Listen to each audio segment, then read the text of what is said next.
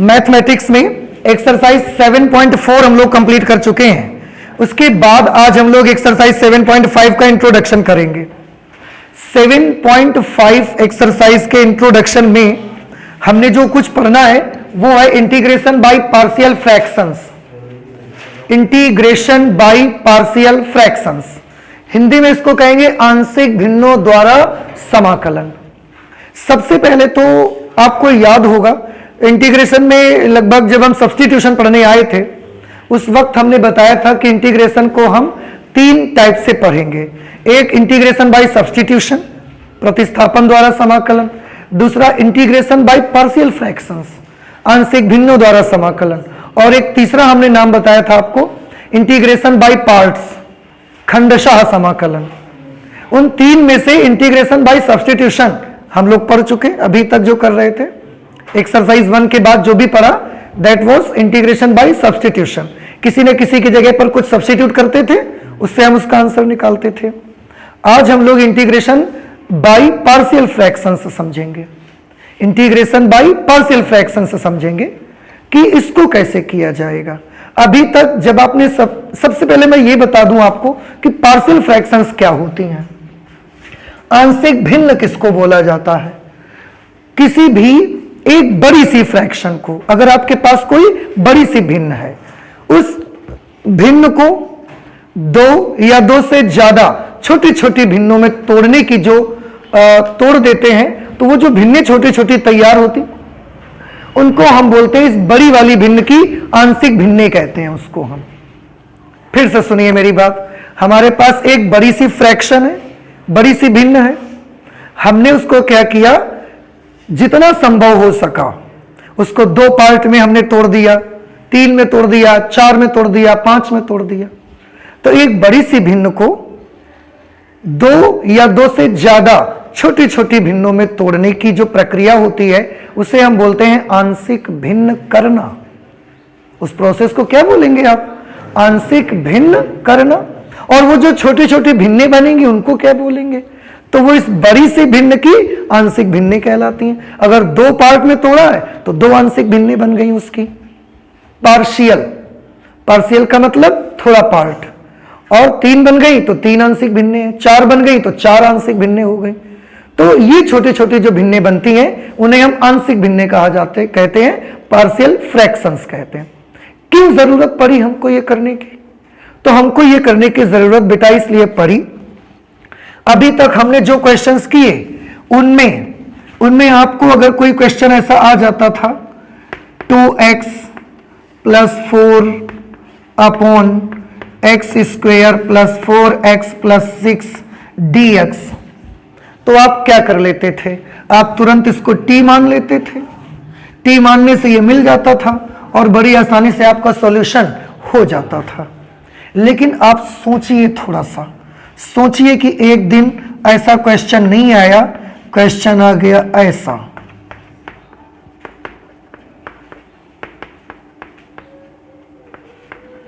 ऐसा, अब आप कैसे करोगे? अब तो हमारे पास कोई रास्ता नहीं है कि हम किसी को टी मान लेंगे और हमको ये ऊपर का नंबर मिल जाएगा, फिर उसकी जगह dt लिख देंगे। ऐसा कोई साधन आपके पास नहीं है। तो इस प्रकार की फ्रैक्शन का आप समाकलन ऐसे नहीं कर पाएंगे। कुछ हमारी बात समझ आ रही है कि ये भी एक भिन्न है? देखो, समझ रहे ना आप? ये भी एक भिन्न है और ये भी एक भिन्न है। इन्हें हम रेशनल फ्रैक्शंस कहते हैं। रेशनल फ्रैक्शंस बोला जाता है। ये भी एक रेशनल फ्रैक्शन है, ये भी एक रेशनल फ्रैक्शन है। इस रेशनल फ्रैक्शन का इंटीग्रेशन हम बड़ी इजीली कर सकते हैं, पर इस रेशनल फ्रैक्शन का इंटीग्रेशन अब हमसे नहीं हो रहा है, हमें समझ में भी नहीं आ रहा कैसे करें। तो ऐसे सिचुएशन पे फिर हमारे दिमाग में एक बात आती है कि ये जो इतनी भारी भरकम फ्रैक्शन है, अगर किसी तरीके से छोटी छोटी फ्रैक्शन में टूट जाए तो हमारा काम बन सकता है। उस वक्त हमें जरूरत पड़ती है इस एक बड़ी सी भिन्न को 2 या 2 से अधिक छोटी भिन्नों में डिवाइड करने की। और उस करने को क्या बोलते हैं? आंशिक भिन्न करना। और जो छोटी छोटी भिन्नें तैयार होकर आएंगी उनको बोलेंगे आंशिक भिन्नें। एक तो बनेगी नहीं, ज्यादा बनेंगी, इसलिए आंशिक भिन्न नहीं कहते, आंशिक भिन्नें कहा जाता है उसको। कुछ हमारी बात समझ में आ रही है आपको? ठीक है। तो इसलिए हमको इसको तोड़ने की आवश्यकता पड़ी। कैसे तोड़ेंगे, कब तोड़ेंगे, ये सब बड़ी बातें हैं। तो इसके लिए आपको एक चीज याद रखनी है, आपको कुछ रूल्स बताए जाएंगे।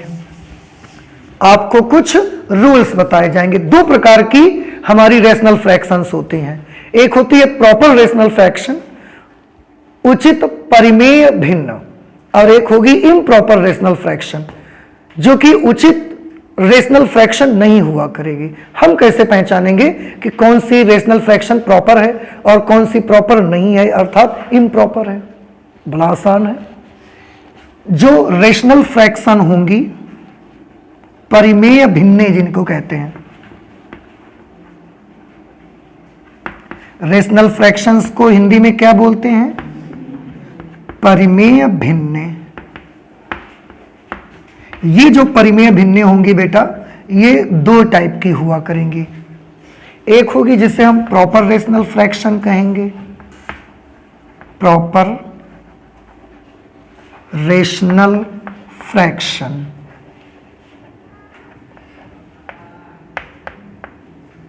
और दूसरी होगी जिसे हम बोलेंगे इम्प्रॉपर रेशनल फ्रैक्शंस। सबसे पहले तो यही बात आती है कि इनकी पहचान बताई जाए कि इनकी पहचान आखिरकार क्या है। इसका जो आइडेंटिफिकेशन है और इसका आइडेंटिफिकेशन है, दोनों का अलग अलग है। जो प्रॉपर रेशनल फ्रैक्शन होती है उसमें अंश और हर तो फ्रैक्शन में होगा ही होगा। अंश में अंश की जो डिग्री होगी वो हमेशा छोटी हुआ करेगी। अंश की डिग्री हमेशा कैसी होगी? छोटी होगी। Degree of numerator will be always less than degree of denominator। अब हो सकता है ये चीज भी आपको कंफ्यूज करे कि इसका मीनिंग क्या है, अभी हम आते हैं बताते हैं उसको। और इम्प्रॉपर रेशनल फ्रैक्शन जो होगी इसमें degree of numerator will be always greater than or equal to degree of denominator। Numerator मतलब अंश और डेनोमिनेटर मतलब हर। डिग्री का मतलब घात। बस हो गया। अब थोड़ा ध्यान से देखिए, प्रॉपर रेशनल फ्रैक्शन, हम इनमें से किस प्रकार की फ्रैक्शन का इंटीग्रेशन करेंगे? क्या दोनों का करेंगे? आंसर है हम सिर्फ और सिर्फ प्रॉपर रेशनल फ्रैक्शन को ही इंटीग्रेट करेंगे, बस। इम्प्रॉपर रेशनल फ्रैक्शन को हम इंटीग्रेट नहीं करेंगे।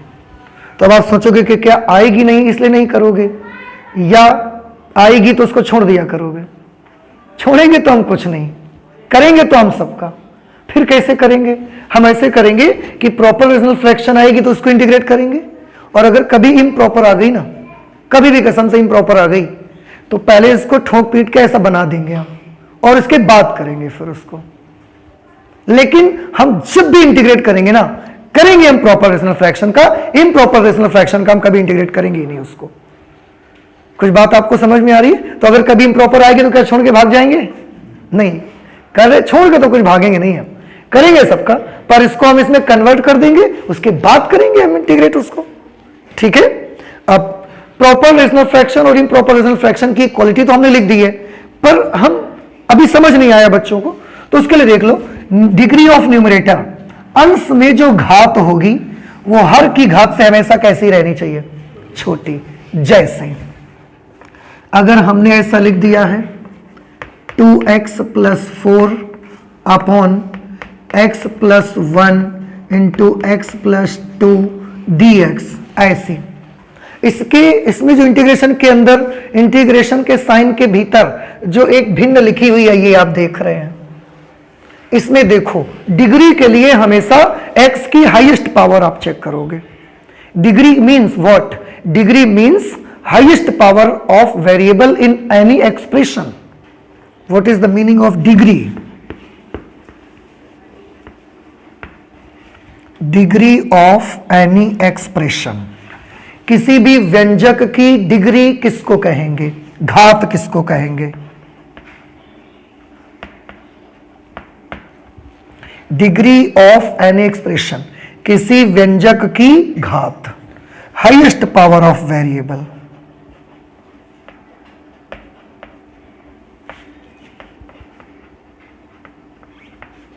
Highest power of variable in that expression।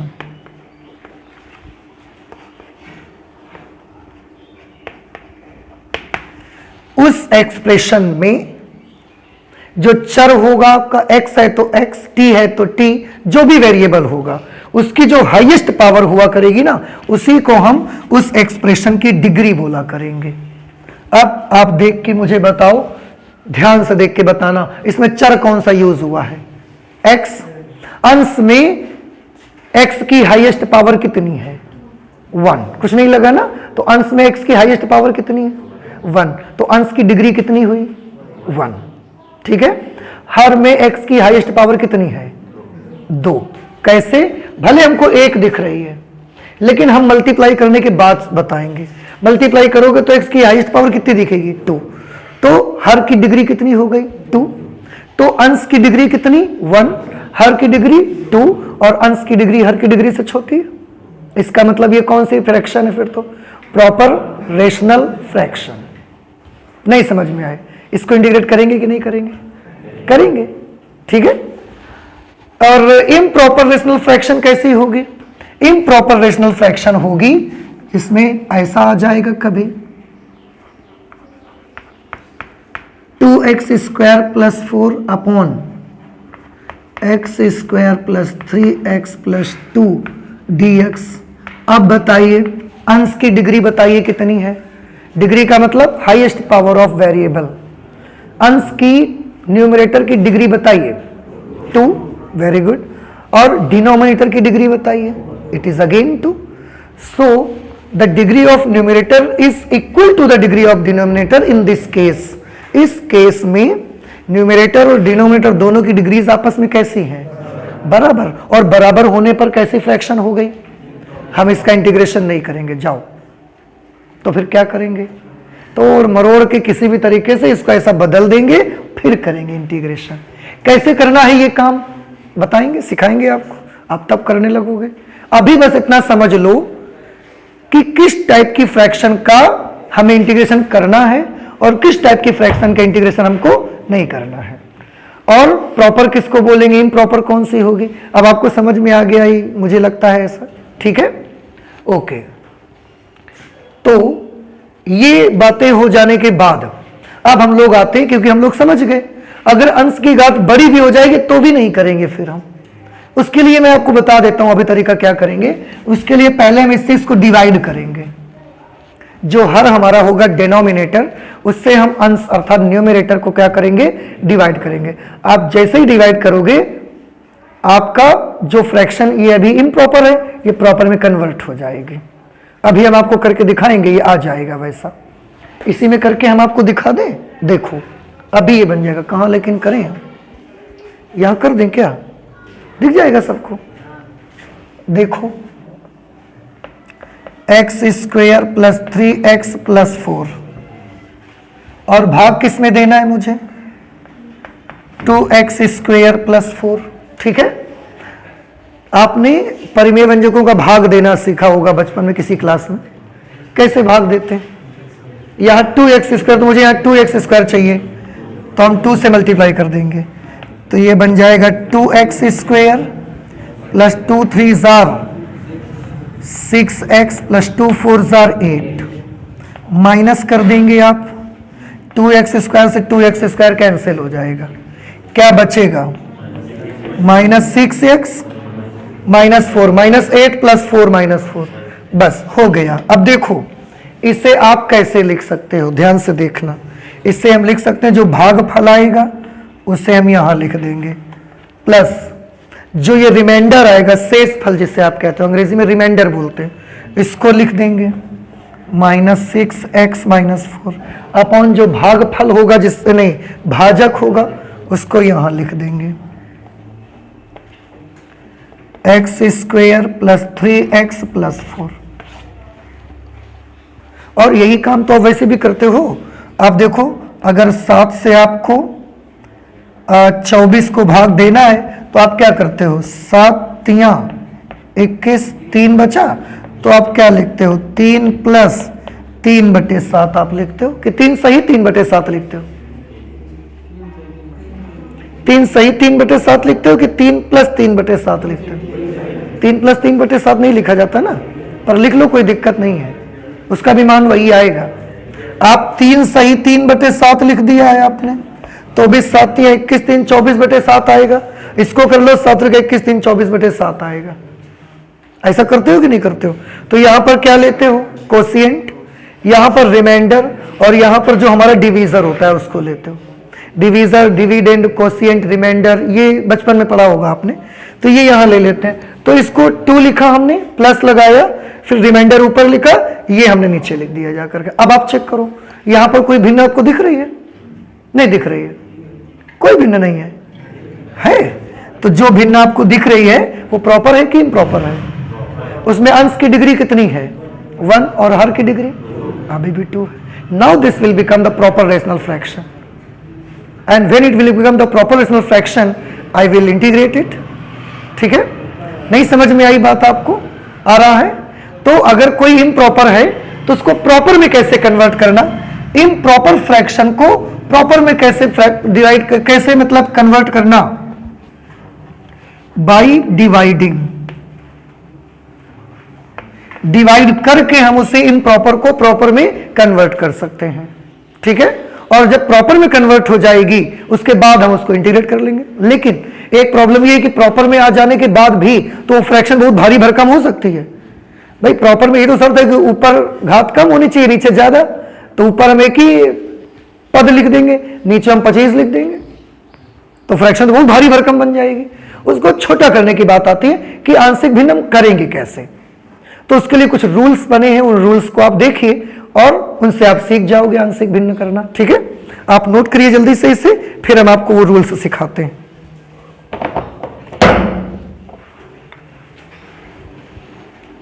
परिमेय जो हमारी भिन्नें होंगी उनको हम एक एक फ्रैक्शन लेते जाएंगे और आपको बताएंगे कि इसे किस तरह से आप आंशिक भिन्नों में तोड़ सकते हो। ठीक है, क्या तरीका उसका होगा।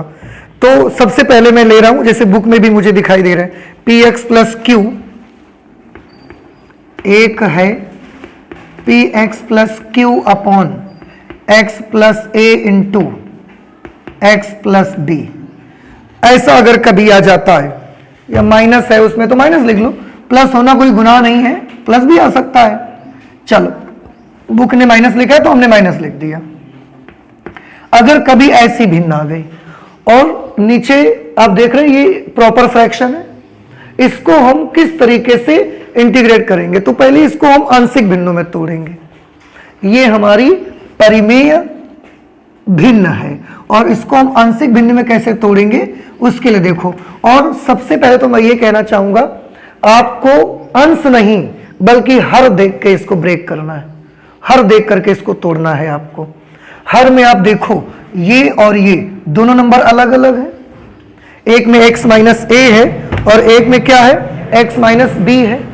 ठीक है, अब आप ध्यान से देखिए, x में किसी में पावर 2 तो है नहीं, 3 नहीं है, पावर दोनों में कैसी कैसी है, 1 पावर है। इसलिए ये दोनों एक्सप्रेशन कैसे हैं, लीनियर है, रैखिक।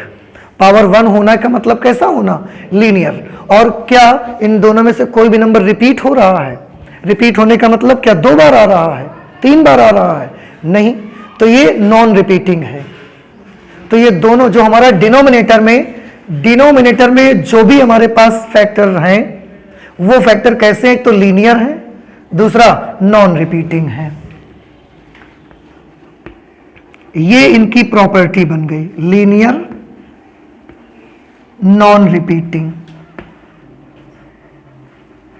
तो कभी आपको लीनियर और नॉन रिपीटिंग फैक्टर्स मिले, आप उनको आंशिक भिन्नों में कैसे बदल दोगे, a upon x - a plus b upon x minus b, ऐसे उसको तोड़ दोगे।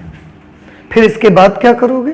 उसके बाद वही काम करेंगे जो आपको याद होगा, अभी हाल ही में हम लोग कर रहे थे, जब कभी हमको जरूरत पड़ती थी अंश में हर का अवकल गुणांक बनाने की और हम डायरेक्ट नहीं बना पाते थे, तो क्या करते थे? अंश बराबर a d d x of हर प्लस बी लिखते थे, फिर सॉल्व करते दोनों साइड को, और दोनों साइड को सॉल्व करके एक्स के गुणांक की तुलना करते थे, अचर पद की तुलना करते थे।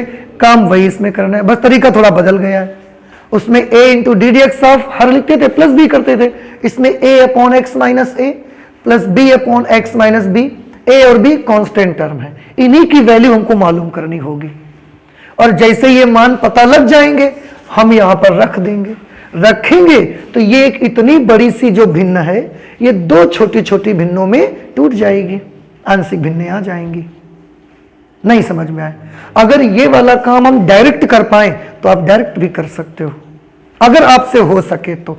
करके दिखाएंगे कुछ क्वेश्चंस में हम आपको कि आप ऐसे कर सकते हो। जिसमें नहीं होगा उसमें ये रूल अप्लाई करेंगे। तो हम अब दोनों पक्षों को क्या करेंगे? सॉल्व करेंगे, सॉल्व करके तुलना करेंगे, तुलना करके ए और बी में कुछ इक्वेशंस बनेंगी, उन इक्वेशंस को हल करके ए और बी के मान निकाल लेंगे। पर अभी हम उन सब का जिक्र नहीं करेंगे, पहले आप ये सीख लो कि अगर हर में लीनियर और नॉन रिपीटिंग एक्सप्रेशन आ जाए, लीनियर नॉन रिपीटिंग फैक्टर्स आ जाएं, तो आप उनको तोड़ेंगे कैसे, हल करने हम बाद में सीख लेंगे।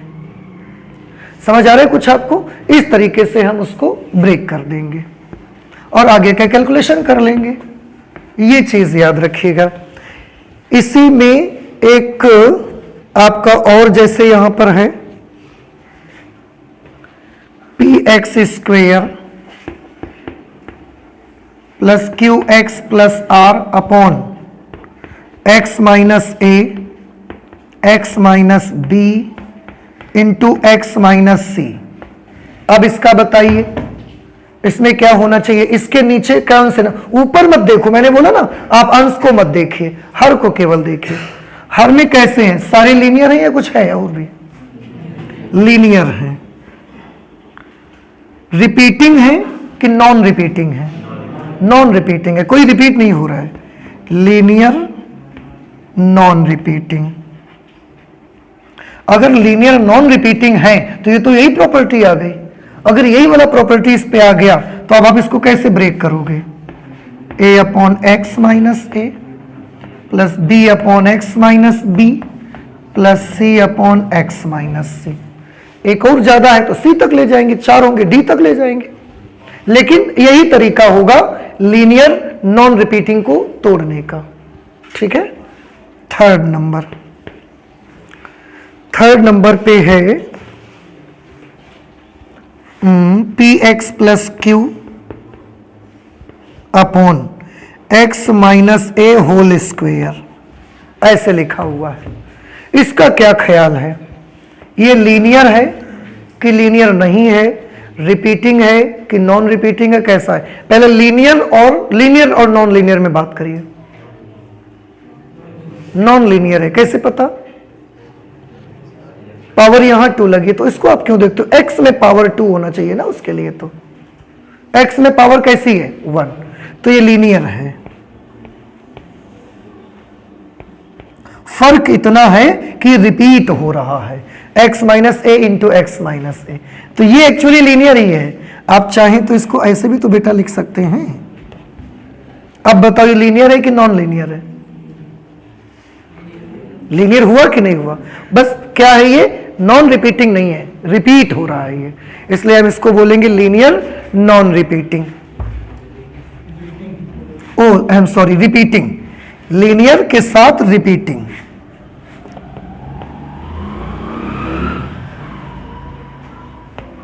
अब देखिए इसका जो डिनोमिनेटर है इसकी प्रॉपर्टी चेंज हो गई इन दोनों की कंपैरिजन में, तो इसको ब्रेक करने का तरीका बदल जाएगा हमारा। क्या तरीका होगा इसको ब्रेक करने का? इसको ब्रेक करने का तरीका ये होगा कि आप इसकी पावर 2 है, एक पावर से आप स्टार्ट करिए।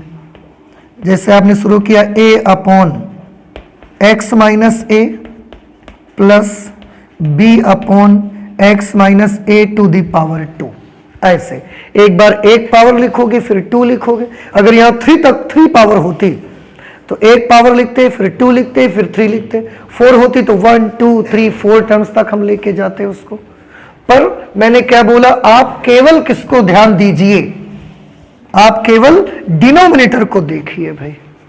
और इसीलिए हम लिखते जाते हैं और डिनोमिनेटर की प्रॉपर्टी भी लिख देते हैं वहां पर, डिनोमिनेटर की प्रॉपर्टी भी लिख देते कि ऐसा होगा तो आप क्या करोगे। बुक में तो नहीं लिखा है ऐसा कुछ भी, समझ रहे, पर आपको यह समझना है, ठीक है। तो अगर लीनियर रिपीटिंग होगा तो क्या करेंगे, यह तरीका यूज होगा। अभी और कुछ बचा इस पे है 4th नंबर पे है p x square plus q x plus r. 4th number p x square plus q x plus r upon x minus a whole square, x minus a whole square x minus b. क्या आप बता सकते हैं इसको देखकर इसमें क्या property है, लीनियर है कि नॉन लीनियर है तो लीनियर दोनों। x की एक घात लगी हुई है, अंदर जाके किसी ने 2 घात नहीं लगाई है, तो ये लीनियर है दोनों। लेकिन रिपीटिंग भी है और नॉन रिपीटिंग भी है, तो इसकी प्रॉपर्टी है लीनियर रिपीटिंग के साथ साथ लीनियर नॉन रिपीटिंग भी है। समझ जाओगे, मैं पूरा लिखूं, समझ जाओगे। एल आर का मतलब क्या हुआ, लीनियर रिपीटिंग भी है ये, और यहां पर एक लीनियर है नॉन रिपीटिंग भी है। अगर ऐसा कभी आ जाता है तो कैसे आप ब्रेक करोगे, कोई प्रॉब्लम नहीं। देखो थोड़ा देखो ध्यान से, यहां पर अभी तक लीनियर नॉन रिपीटिंग अलग आता था और लीनियर रिपीटिंग अलग आता था, दोनों के रूल अलग अलग सीख लिए। अब दोनों एक साथ आ गए तो दोनों के रूल एक साथ लगा दो, बस इतना कर देना। रिपीटिंग वाले का क्या रूल लगेगा, a upon x minus a plus b upon x minus a का होल स्क्वायर। नॉन रिपीटिंग वाले के लिए क्या रूल लगेगा, c upon x minus b. ठीक है, हो जाएगा। नहीं समझ में आया, आ गया। तो आपको हर बार भिन्न में से देखना किसको है, हर को देखना है, डिनोमिनेटर वो कैसा है। 5 नंबर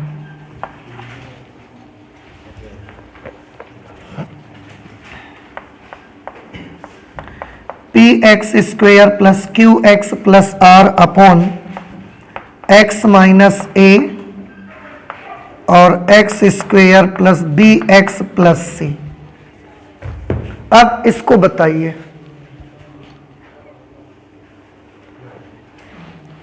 ये कैसा है।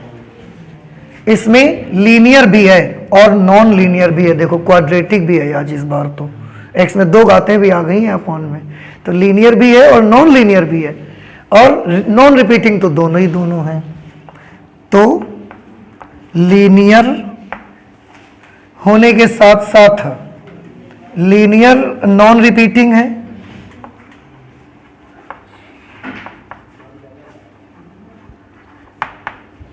और उसके साथ साथ नॉन लीनियर नॉन रिपीटिंग।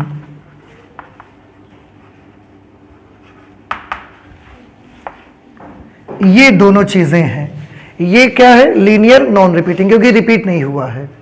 ये नॉन लीनियर है और रिपीट भी नहीं है, तो नॉन लीनियर भी है और नॉन रिपीटिंग भी है। ये ऐसा जब आ जाएगा तो क्या करेंगे, ऐसा जब आ जाएगा, देखो लीनियर नॉन रिपीटिंग का रूल तो आपको पता है। लीनियर नॉन रिपीटिंग का रूल क्या है, ए अपॉन एक्स माइनस ए। अब ये जो आया non linear non repeating, non linear का रूल हमको नहीं पता क्या होगा, और ये क्वाड्रेटिक में है जिसमें पावर 2 लगी हुई है। जब ऐसा आएगा तो उसमें क्या करोगे, बहुत अच्छे से समझ लो। उसमें आप उसका अंश लिखोगे b x plus c upon x square plus b x plus c. जब नीचे क्वाड्रेटिक होगा तो ऊपर फिर ऐसा लिखा जाएगा बी एक्स प्लस सी, ए एक्स प्लस बी, सी एक्स प्लस डी, ऐसा लिखेंगे हम। पर ए नहीं लिखेंगे, ए लिख चुके हैं ना आप, तो फिर बी एक्स प्लस सी लिख देंगे इसको। लेकिन कब ऐसा होगा, जब क्वाड्रेटिक होगा, द्विघात होगा।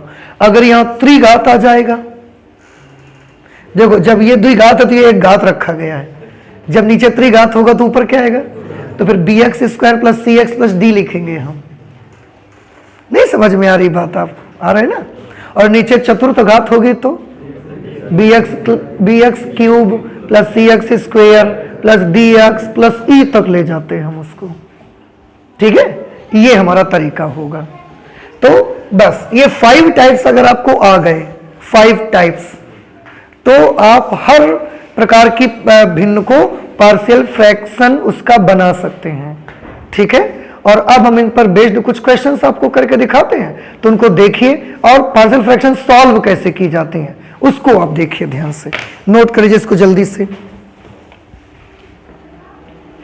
एग्जाम्पल नंबर 11 से हम लोग सॉल्व कर रहे हैं, तो इस टाइप के क्वेश्चंस आते जाएंगे तो आपको हर टाइप का क्वेश्चन सॉल्व करने का एक आइडिया मिल जाएगा। एग्जाम्पल नंबर 11 पे लिखा है integration of dx upon x plus 1 into x plus 2। ठीक है, इसको हमें सॉल्व करना है। इसमें आप देख रहे हैं एक फ्रैक्शन यहां पर आपको दिख रही होगी। अब उसका डायरेक्ट हमारे पास कोई रास्ता नहीं है कि हम कैसे सॉल्व करें, जैसा अभी तक सब्स्टिट्यूशन में करते आते थे हम लोग, तो हमारे पास नहीं समझ में आ रहा है कि हम क्या करें। तो ऐसी सिचुएशन पर इसमें जो भिन्न है उसको हम छोटी भिन्नों में तोड़ना चाहेंगे, अर्थात उसकी आंशिक भिन्न बनाना चाहेंगे। क्या भिन्न है इसके भीतर बताइए, 1 upon x plus 1 into x plus 2, ये हमारे पास भिन्न है। बाकी इंटीग्रेशन और डीएक्स वो तो समाकलन की वजह से लगा हुआ है कि आप इसका एक्स के सापेक्ष समाकलन करो, बाकी भिन्न तो यही है ना। अब इसको छोटी भिन्नों में तोड़ना है। हम ये काम ना डायरेक्ट भी कर सकते हैं और हम वो रूल लगा के भी कर सकते हैं। सीख लो, जब जैसे जरूरत हो वैसा आप करिएगा। हम चाहें तो इसको ऐसे लिख सकते हैं 1 upon x plus 1 minus 1 upon x plus 2। देखो ये यहां पर आ जाएगा x plus 2 minus x minus 1, x से एक्स कट जाएगा, ये फिर 1 upon x plus 1 1 upon x plus 2 आ जाएगा। माइनस कहां से आ गया बेटा, आपको इसे तोड़ना है ताकि जब हम इसको सॉल्व करें तो फिर यही आ जाए। तो माइनस लगाओगे तो सॉल्व करने से ये आ जाएगा, अगर आपने यहां प्लस कर लिया तो फिर सॉल्व करने से ये नहीं आएगा। तो इसको हमने 2 भिन्नों में तोड़ा, सॉल्व करने से भी तो यही आना चाहिए। ऐसा थोड़ी कि अपने मन से लगा लो माइनस प्लस गुणा भाग जो मर्जी आ जाए, मर्जी से नहीं चलेगा। आपने उससे जिन 2 भिन्नों में तोड़ा है उनको हल करने से फिर वही जो हमारी बेसिक फ्रैक्शन है वो फिर से आ जानी चाहिए। ये भी तो चाहिए ना हमको अच्छा, इसलिए प्लस करने से नहीं आएगी, क्या करने से आएगी, यहां पर माइनस करने से। आपने सॉल्व करके देखा इसको, आ रही है तो डायरेक्ट हो रही है तो हम डायरेक्ट कर दे रहे हैं, नहीं होता तो हम वो रूल अप्लाई करते। इसमें कौन से इसमें थे, लीनियर थे, नॉन रिपीटिंग थे। और लीनियर नॉन रिपीटिंग के लिए क्या रूल बना है आपका, a upon x plus 1 plus b upon x plus 2। अब देखो डायरेक्ट हम इसको दोनों पक्षों को इंटीग्रेट कर देते,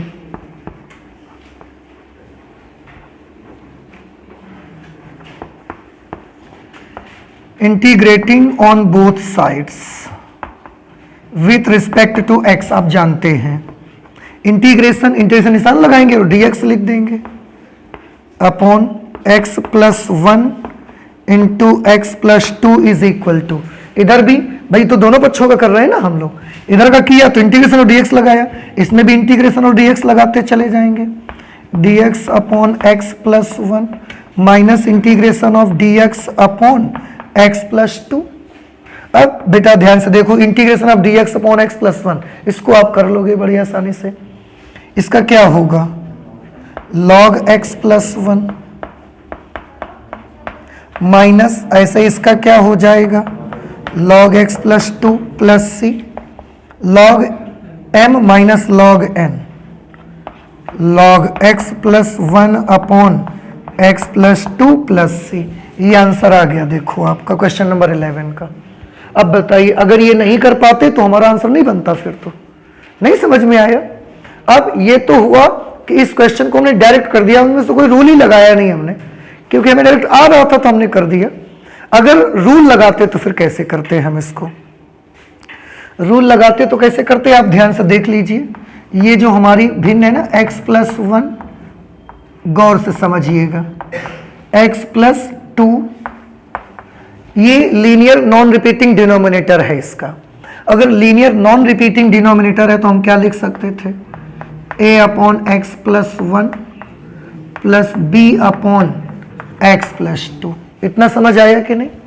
इससे आप मान लो इक्वेशन नंबर 1, और ये भी हमने माना ही तो है कि इसको इसके बराबर मान लिया। अब हम सॉल्व करेंगे दोनों साइड्स। सॉल्व करेंगे तो ये 1 upon x plus 1 into x plus 2 is equal to, LCM वगैरह लोगे तो एलसीएम क्या आएगा, x plus 1 into x plus 2, ये इसके साथ आ जाएगा तो a x plus 2 plus b x plus 1। अब x प्लस 1 से x plus 1 cancel, x plus 2 से x प्लस 2 कैंसिल। नहीं समझ में बात आई आपको? क्या बचा, 1 is equal to a x plus 2 plus b x plus 1। इसे भी आप समीकरण नंबर 2 मान लो। देखो इसके बाद फिर a और b के मान निकालने के हमारे पास दो तरीके हैं। इसको पार्शियल फ्रैक्शन में डिवाइड करने के दो तरीके, एक तरीका हमने करके दिखा दिया डायरेक्ट, इसमें कोई झंझट नहीं है, लेकिन सब में ये हो जाएगा ऐसा जरूरी नहीं है भाई, ये ध्यान रखिएगा। छोटे क्वेश्चंस में हो जाएगा, बड़े क्वेश्चंस में नहीं हो पाया करेगा। ये बड़े में ये करना पड़ेगा मुझे, यहां तक आए उसके बाद भी हम चाहें तो दो अलग अलग रास्तों से हम इसको सॉल्व कर सकते हैं। एक रास्ता देखिए सॉल्व करने का,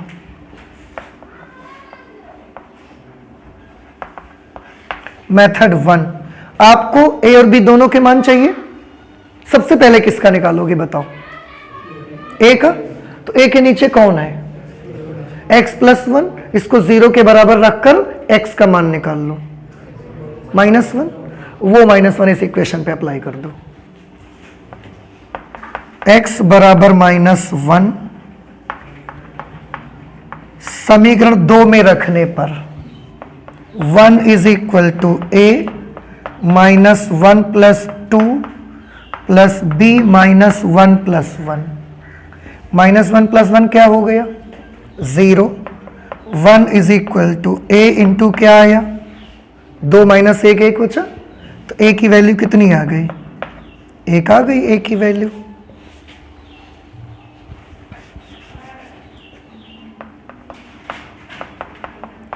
अब आपको किसकी वैल्यू चाहिए, b की। b के नीचे कौन है वहां, अब x प्लस 2 को 0 के बराबर लिखो और x की वैल्यू निकालो, -2। x का मान -2 यहां लिख दो।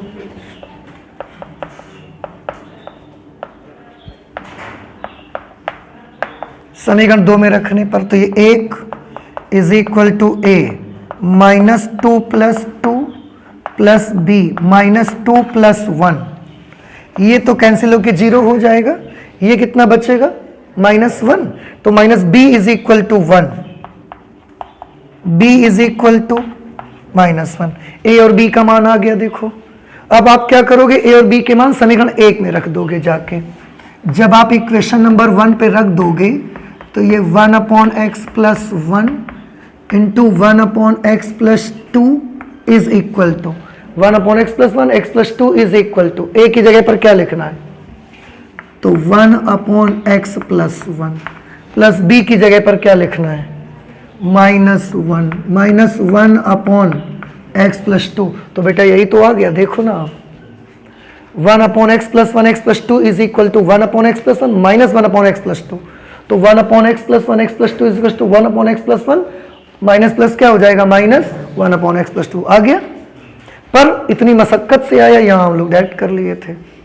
तो जब डायरेक्ट हो जाए तो कर लो ना, नहीं हो पाएगा तब तो ये है ही हमारे पास रूल। और यहां के बाद एक मेथड देख लो आप इसका, पर याद रहे ये मेथड लीनियर में ही लगेगा। समझ में आ रहा है, सब में लग जाएगा, ये मेथड ऐसा मेथड नहीं है, ये सब में नहीं लगेगा। तो आप सोचोगे ऐसा मेथड सब में लगेगा, ऐसा मेथड बताओ, तो ऐसे ही बताएंगे। अब हम उसको सीखेंगे, सब में लगेगा यार, सब में। यहां के बाद यूज करेंगे आप गुणा करवा दो, मल्टीप्लाई कर दो, तो 1 is equal to a x plus 2a plus b x plus b. ठीक है, अब x वाले एक जगह कर लो, कांस्टेंट एक जगह कर लो, अगर एक्स स्क्वायर वाले होते तो उनको भी एक जगह हम कर लेते। तो 1 इज इक्वल टू एक्स वाले एक जगह, तो ये क्या आ जाएगा a plus b into x, constant term एक जगह 2a प्लस बी। पहले ही बताओ इतना समझ आया कि नहीं आया? आ गया। अब दोनों पक्षों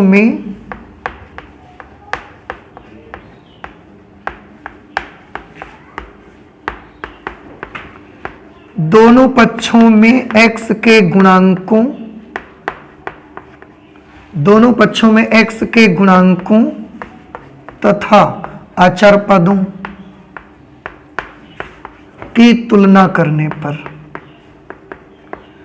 x के गुणांकों और अचर, क्योंकि x का गुणांक और अचर पद दो ही चीजें है ही है इन पर, तो दो ही चीज को तुलना कर सकते हो, तीसरा तो कुछ है नहीं ना उसमें। तुलना करोगे तो बताओ इधर x का गुणांक क्या है और इस साइड में, हाँ जब x है ही नहीं तो 0, तो a प्लस बी बराबर क्या हो गया? तो ये इक्वेशन हो गई 3, क्योंकि 2 तक तो हम पहले ही मान चुके थे। उधर अचर पद क्या है? 2a plus B. इधर अचर पद कौन है? 1। ये हो गई 4। अब a और b में एक इक्वेशन ये है, a और b में एक इक्वेशन ये है, इन दोनों को सॉल्व करना है। कैसे करोगे? तो हम करेंगे इक्वेशन 4 माइनस इक्वेशन 3। 4 में 3 को माइनस कर देंगे, तो ये 2a plus b is equal to 1 और ये a plus b is equal to 0। b से b cancel, 2a minus a से क्या हो गया? a is equal to 1। a की वैल्यू 1 आ गई। अब a का मान चाहे इसमें रख दो या समीकरण 4 में रख दो, b आ जाएगा।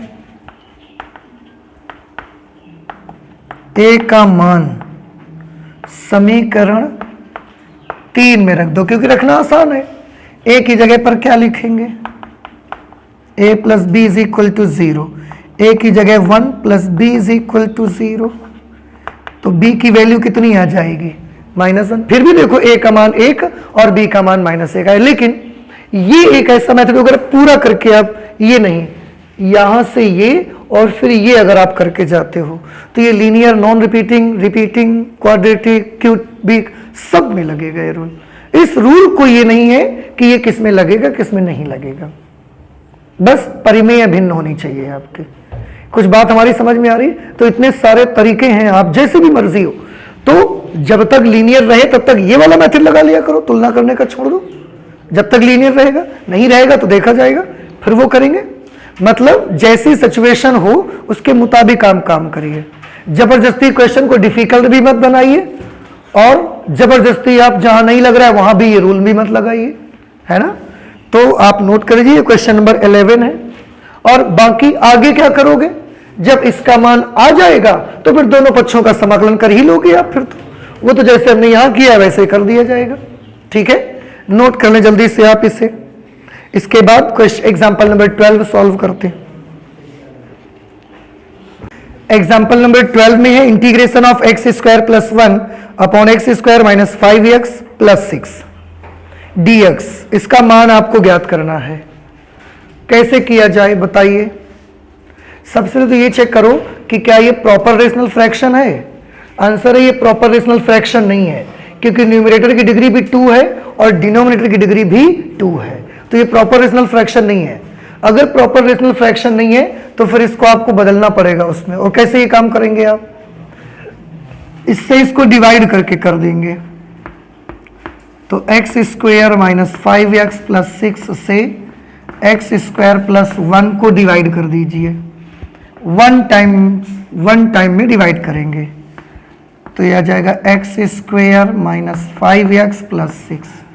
माइनस करेंगे तो ये कैंसल हो जाएगा, ये 5x प्लस का, और minus 6 plus 1 minus 5।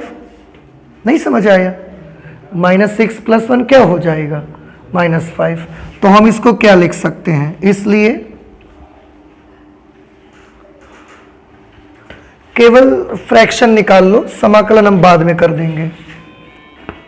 Therefore x square plus 1 upon x square minus 5x plus 6 is equal to क्या लिखा जाए बताओ? 1 plus 5x minus 5 upon x square minus 5x plus 6। ठीक है, इसके बाद क्या करना है? इसके बाद अब तो ये प्रॉपर में आ गया, अगर प्रॉपर में आ गया तो अब हम दोनों पक्षों का समाकलन कर सकते हैं। समाकलन करने पर integration of x square plus 1 upon x square minus 5x plus 6 dx दोनों में लिखा जाएगा। तो इसमें लिखेंगे तो ये तो dx आ जाएगा, प्लस इससे आप 5 कॉमन कर सकते हो। Integration of x minus 1 upon x square minus 5x plus 6 dx। ठीक है, इसको इंटीग्रेट कर देंगे तो इसका इंटीग्रेशन क्या हो जाएगा? x plus 5। थोड़ा ध्यान से देखें, ये फॉर्मेट याद है आपको? क्या फॉर्मेट है ये px plus q upon ax square plus bx plus c format है। इसमें हमारा मकसद होता है कि हमेशा नीचे वाले का अवकल गुणांक ऊपर बन जाए। इसका अवकल गुणांक क्या आएगा? 2x माइनस 5, ये ऊपर बनाना चाहते हैं। 2 का भाग 2 का गुणा करवा लो, 2 का भाग कर दो और 2 से गुणा करोगे तो ये क्या मिलेगा? 2x minus 2 upon x square minus 5x plus 6 into dx। बेटा देखो, हम चाहते तो इसका गुणनखंड कर लेते हैं हम, और फिर इसको आंशिक भिन्नों में तोड़ के भी कर सकते हैं। इसका गुणनखंड करेंगे, जो आएगा उसकी पूरी की आंशिक भिन्न बनाएंगे और उसको सॉल्व कर लेंगे हम। ऐसे भी कर सकते हो आप। ये x प्लस 5/2, इसको लिख सकते हैं 2x माइनस 5,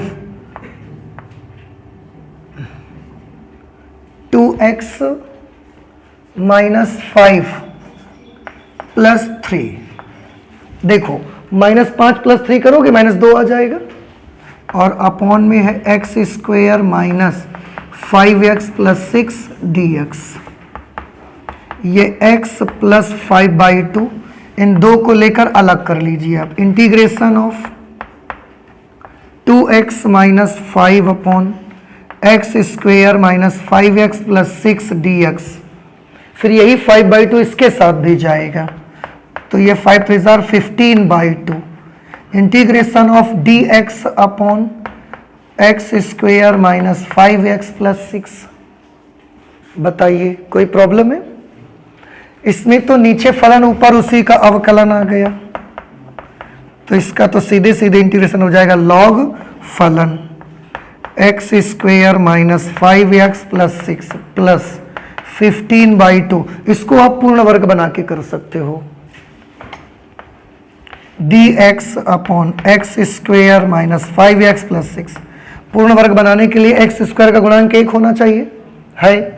x का गुणांक कितना है? -5। आधा करेंगे -5/2, वर्ग करेंगे 25/4। उतना ही प्लस कर देना है आपको और उतना ही माइनस कर देना है आपको।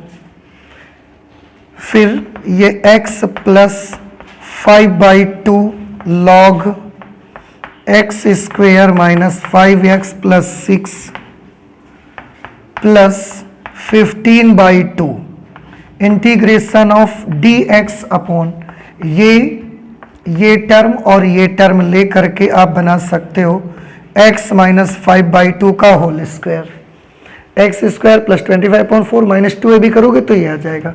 रही बात 6 और माइनस 25/4, तो 6 चौके 24 माइनस 25/4 माइनस 1/4 और माइनस 1/4 को लिख देंगे -1/2 का होल स्क्वायर। इसमें कौन सा फॉर्मूला लग जाएगा, याद आ रहा है कुछ आपको? Integration of dx upon x square minus a square. क्या होता है formula? 1/2a log x minus a upon x plus a। तो क्या हमें करने की आवश्यकता है या आप कर लेंगे? कर लेंगे। ये हमने कर ही दिया है, इसी में आपको फॉर्मूला अप्लाई करना है। डू योर सेल्फ, ये आप अपने आप से कर लीजिए। नहीं समझ में बात आई तो इस तरीके से। ये एग्जाम्पल नंबर 12 आपका हो गया। तो एक काम कर लेते हैं, आप इसको करिएगा, अगर प्रॉब्लम आए तो बताइएगा हमको, नहीं तो एग्जाम्पल नंबर 12 तक हम रख लेते हैं। इसके आगे के जो एग्जाम्पल्स हैं और एक्सरसाइज वो हम नेक्स्ट क्लास पे सॉल्व करेंगे, ठीक है। तो मैथमेटिक्स में आज इतने ही रखेंगे, आगे और भी कैलकुलेशन हम करेंगे नेक्स्ट क्लास पे करेंगे। Okay, thank you.